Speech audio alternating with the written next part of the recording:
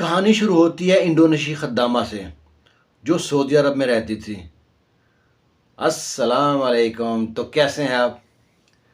एक सऊदी मियाँ बीवी थे। उसकी बीवी को कैंसर था, बीमार रहती थी, तो उसने वीज़े के लिए एजेंसी से रब्ता किया, इंडोनेशिया खद्दामा के वीज़े के लिए। कुछ दिन बाद इंडोनेशिया खद्दामा आ गई। वो नर्सिंग काम भी जानती थी, नर्सिंग का, खाना पकाना, सफाई का सारा काम बड़े अच्छे से करती थी।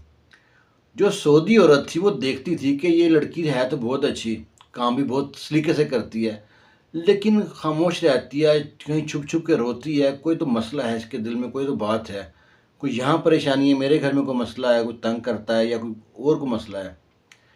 तो उसने एक दिन उसको पास बिठाया, उससे कहा कि या बिनती कि तू मेरी बेटी की तरह है, तू बता तुमको मसला क्या है, तू क्यों परेशान रहती है, कोई मसला है, कोई पैसे चाहिए कुछ? तो कहती है नहीं मामा मैं ठीक हूँ, जो भी है। वो बहुत पूछा, लेकिन उसने कोई ख़ास जवाब ना दिया। तो वो उठ के चली गई। उसका शोहर आ गया इतनी देर में, उस सऊदी औरत का। वो उससे कहती है औरत के ना कि जो हमारी खद्दामा है ना, चुप चुप रहती है, गुमसुम रहती है, कुछ बोलती नहीं है, और मैंने छुप छुप के इसको रोते भी देखा है, पता नहीं क्या मसला है। तो वो उस आदमी कहता है ऐसे करना, इससे दोबारा पूछना, और इसके ना पूछना है घर में कौन कौन है, माँ बाप का क्या हाल है, शादी हुई है, कोई बच्चा है, ऐसे पूछना तो मालूम पड़ जाएगा। और जहाँ ये रुके समझो वही मसला है। उसने कहा ठीक है।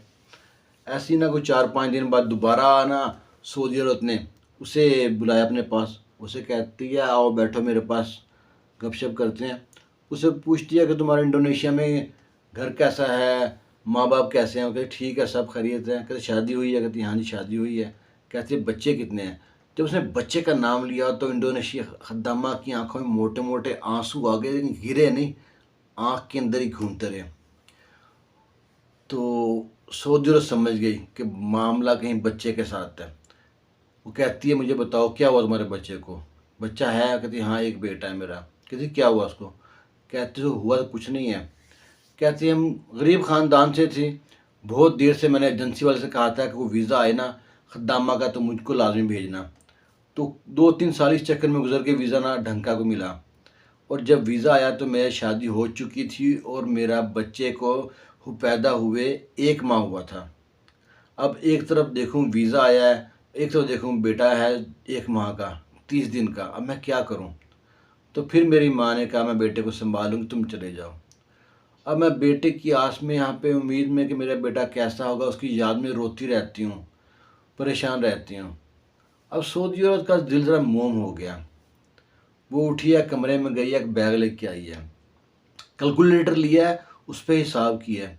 कहती है तुमसे हमारा इत्तेफाक हुआ है 2 साल का, तुमको 2 साल बाद छुट्टी देंगे और तुमको जब पैसे देंगे एक्स्ट्रा।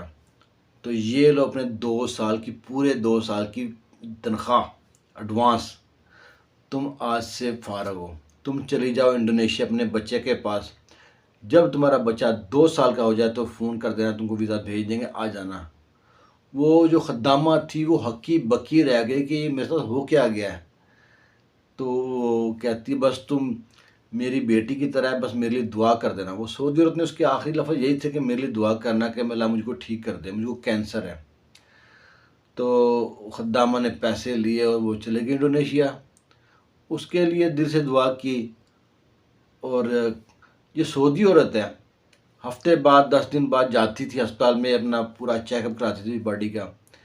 तो जब चेकअप हुआ तो उसने एक डॉक्टर हैरान परेशान कि आपकी बॉडी में तो बहुत चेंजिंग आ गई है, आपकी कैंसर से पहले तो अब हालत ऐसी थी कि शायद 4-6 महीने के मेहमान हैं, अब तो आप ठीक हो रही हैं आहिस्ता आहिस्ता, क्या खाना शुरू किया? तो औरत ने कहा कि जो यहाँ पे दवाई काम नहीं करती वहाँ पे दुआ काम करती है। ऐसे ऐसे पूरा वाक़या सुनाया खद्दामा का। तो डॉक्टर भी बहुत खुश हुआ और मुतासर हुआ औरत से, और औरत वाकई ठीक हो गई। ये सऊदी अरब का सच्चा वाक़या है। आज से 15-20 साल पहले पुराने की कहानी है, एक किताब में पढ़ा था। तो नेकी कभी भी रज़ाएगा नहीं जाती, नेकी पलट पलट के आती है। तो नेकी करते रहना चाहिए, इससे अल्लाह भी खुश है और अल्लाह की मखलूक भी खुश है। पाकिस्तान जिंदाबाद। अल्लाह हाफिज़।